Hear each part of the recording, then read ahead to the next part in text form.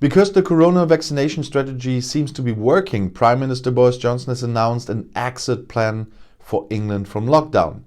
But the project is controversial. The British vaccination program is apparently working. Prime Minister Boris Johnson has now announced the first steps out of the week-long lockdown for England.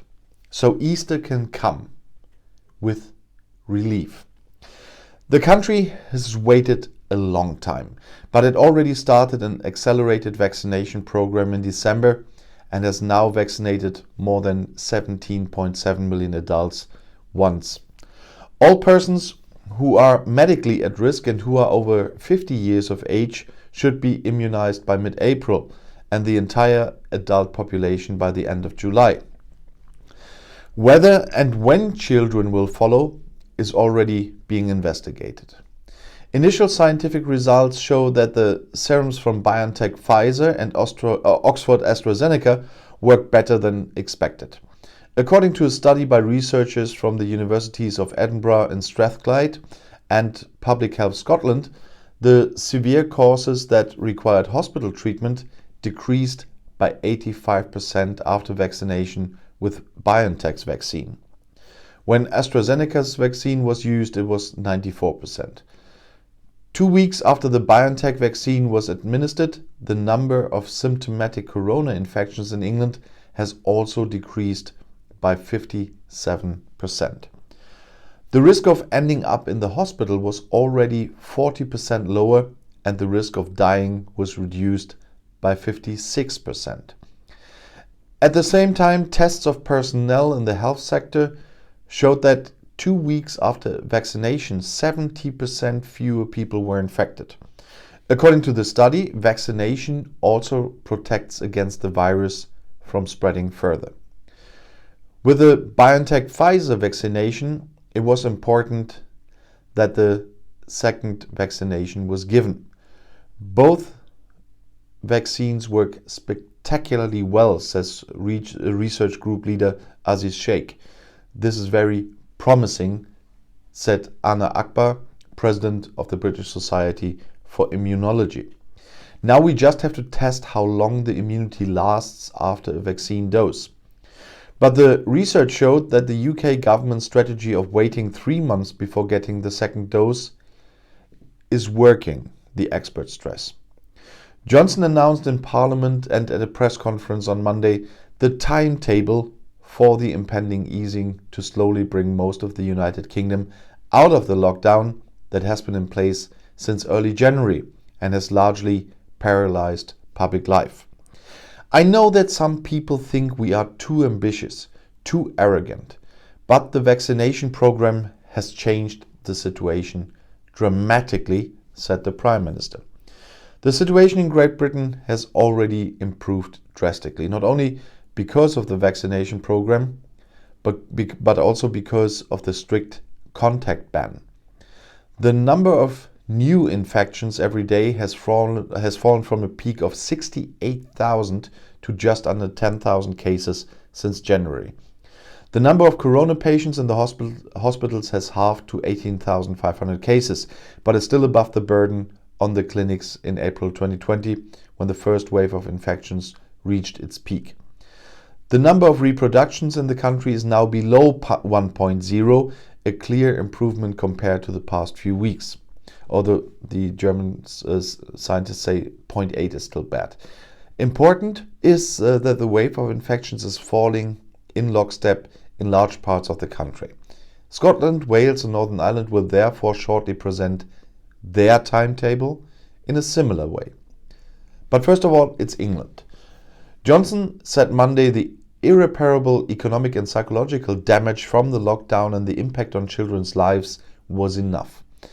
The government's scientific advisory body, the SAGE, warned him that any loosening of the contact ban would inevitably mean higher infections, rising cases in hospitals, and more deaths. But we will not be able to provide 100% security. There will be no zero COVID Great Britain. There will also be no zero COVID world, said the Prime Minister. He therefore hopes to be able to carefully point the way into the one-way street of freedom, as he said. On March 8th, the schools are supposed to reopen. Then 2 people from different households can meet again outside and can also sit down on a park bench for a coffee. They can also visit their grandparents in the old people's home again. But nothing more. After all, at the time, the vaccination program is just making its way towards the 60-year-olds. The bulk of the younger population haven't even seen a vaccination center in early March. A further relaxation is only to take place 3 weeks later, from March 29th, and thus shortly before Easter. 2 households may meet outdoors, or a maximum of 6 people from different families. At Easter, they can sit together in the garden again, play tennis, golf, or soccer again. You can play tennis again since Monday here. Since you can travel inland again, families from different parts of the country can meet at Easter. Retail could then reopen on April 12th, including sports and hair salons. Unfortunately, those open in Germany on Monday, because I definitely need to go there, and I'm quite glad I was lucky and got an appointment already next Tuesday. So I'm really glad about this, because I haven't been to get a haircut for months, and that's the way it looks. But restaurants and bars are allowed to serve outside again in spring. From May 17th, most of the restrictions on social contacts should then cease to apply, including at home. From June 21st, conditions in the UK should slowly return to normal. But before any further easing step, Johnson wants 4 conditions to be met. The vaccination program must continue as successful as it is now. The data must show that the numbers of those who have been vaccinated and are admitted to hospitals continue to fall significantly. The infection rate must not lead to more people being admitted to hospitals again, and new virus variants must not endanger this picture. Johnson is primarily concerned with protecting the health system from the extreme stress that has shaped the situation for a year now. With 115,000 dead, the UK has too many to complain about. The dramatic overhaul has led to mental health problems, depression, and stress in more than 40% of the medical workforce. And just as risky as numerous important operations had to be postponed, with correspondingly serious consequences for the patients concerned. Johnson knows infections will rise again after the lockdown is opened, but hopes the vaccination program will help prevent hospital admissions. This strategy is not without controversy. Some scientists on the government's advisory committee believe that it should be seen until the number of infections had dropped even more. So he should wait. Johnson, however, is under pressure. MPs within his party are pushing that the economy has suffered enough. The longer the economy stands still, the more expensive the lockdown becomes for Chancellor of the Exchequer Rishi Sunak, who has to pay companies and employees longer and longer and give them support. At the same time, parents are desperately waiting for their bored children to finally go back to school. In a few weeks, the time will finally come.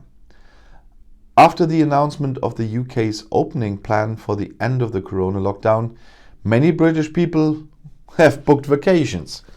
The low-cost airline EasyJet said on Tuesday that flight bookings had tripled compared to the previous week and even 6-fold compared to the week before. The airline also had more than 6 times as many travel bookings. Destinations in Spain such as Malaga, Alicante and Palma, Faro in Portugal, and destinations in Greece such as the island of Crete were in demand. The world's largest tour operator TUI also saw a booking increase of 500% overnight. TUI boss Fritz Jussen recently predicted a travel boom in the summer. Airlines and travel events have high hopes for the summer travel season after their business has largely been on the floor since the outbreak of the corona pandemic a year ago. Shares in airlines and tour operators rose sharply on the London Stock Exchange. EasyJet gained more than 9%. The British-Spanish aviation group IAG and TUI rose by 6%.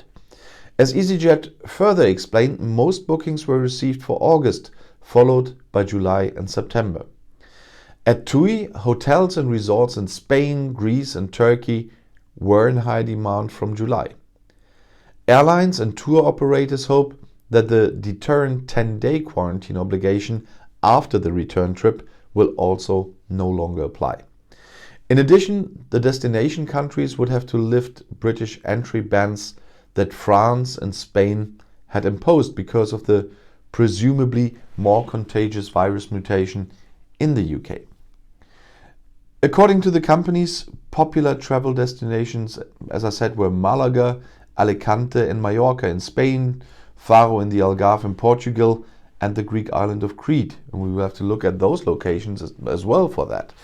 Most bookings really were made already for August, and the Prime Minister's speech gave many customers in the UK a much needed confidence boost, said EasyJet CEO Johan Lundgren, according to the announcement. The tour operator TUI, as I said, also an increase of 500%, although nobody knows already what's going to happen. Whoa. TUI UK boss Andrew Flintham offered the government to jointly develop a risk-based framework so that vacationers can travel abroad this summer. People can look forward to a well-deserved break after what has been a very difficult year for many, Flintham told the PA news agency. When exactly the international routes can be reopened remains unclear. The British government plans to publish more detailed information in a travel report on April 12th. And the ban on most international travel will probably remain in place until May 17th. Conversely, foreign governments must also loosen entry restrictions for the British. And as I said, for example, France and Spain have closed their borders to travelers due to the new COVID variants. And since the pandemic began, more than 500,000 people in the United States have died after being infected with the coronavirus. And that's why I want to talk about that a bit now. That came out on Monday from data from the Johns Hopkins University in Baltimore. Since the beginning of January alone, more than 150,000 deaths have been reported. That's more than in Britain over the whole time. According to Johns Hopkins, there are now 28.2 million confirmed infections in the USA, a country with around 330 million inhabitants. Today we mark a really grim, harrowing milestone: 500,071 dead. That is more Americans who died from this pandemic in 1 year than in World War I, World War II and the Vietnam War combined, said US President Joe Biden at a speech in the White House. He called on Americans to keep wearing masks, abide by distance rules, and get vaccinated when it's their turn. We have to end the policy of misinformation that has divided families, communities, and the country. It has already cost too many lives, he said, referring to the term of office of his predecessor, Donald Trump. We have to fight this together as one people, as the United States of America. Biden ordered the lowering of the American flag to half-mast to commemorate the approximately 500,000 corona deaths in the country. This applies to public buildings, military bases, and all US government diplomatic missions abroad, the White House said. Biden's chief medical advisor, Anthony Fauci, told ABC that the United States had fared worse than almost any other country. And we are a highly developed, rich country. The US is the worst hit country by the pandemic in absolute terms. In relation to the number of inhabitants, however, the number of deaths is higher in some European countries. According to the Johns Hopkins data, around 152 people per 100,000 people died in the USA. In Belgium, this figure is 192, in Great Britain 181, in Italy 158. In Germany, 82 people per 100,000 people unfortunately died. In many countries, experts also assume a high number of unreported cases of infections and deaths. But there is hope for an improvement in the US. The number of new infections every day has recently fallen sharply.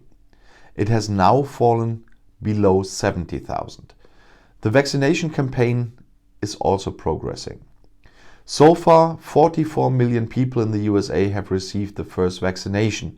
Around 19.4 million people have already received both vaccine doses, according to data from the US Epidemic Protection Agency.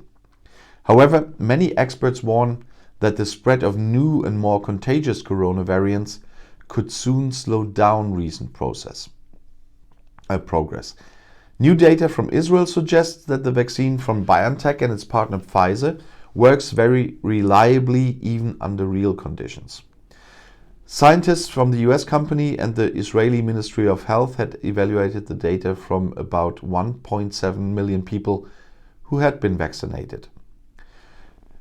It showed that 93 people who were fully vaccinated were better protected from COVID diseases, hospital admissions and deaths than unvaccinated people, 93% of course.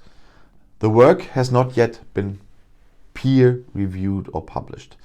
The Israeli internet portal iNet reported about it first. The manuscript also suggests that 90% of the vaccine prevents infections, including asymptomatic infections. However, there was no systematic search for asymptomatic infections in this case. There could also have been undetected infections so that effectiveness would be overestimated.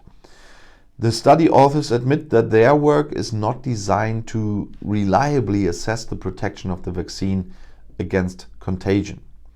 So far, there is only reliable data on how well the available vaccines prevent diseases, but not how many of those vaccinated can still be infected and then possibly pass the virus on to others. A vaccine that also stops infections would be very helpful in fighting the pandemic. There are clues that the vaccines do, but it's not enough researched yet. With sufficient vaccination rates, it could theoretically slow down the circulation of the virus and thus delay the formation of new mutants. A more comprehensive immunity could be achieved in the population, which would also protect the unvaccinated. Israel, which has a population of 9.3 million people, runs one of the most ambitious vaccination programs in the world. Prime Minister Benjamin Netanyahu expects 95% of citizens over the age of 50 to be vaccinated in 2 weeks.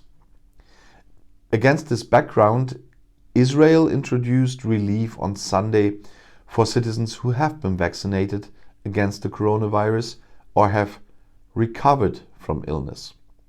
With a green pass, you can visit fitness studios, hotels, theaters, or sporting events, among other things. Health Minister Yuli Edelstein wrote on Twitter that more than 3.2 million Israelis could now enjoy these benefits. The aim is to stimulate the economy in the country again. The green pass is gradually reopening the country, said Netanyahu. And if you want to stay informed, please subscribe to my channel and to my other channels. I'll see you in my next video. Auf Wiedersehen.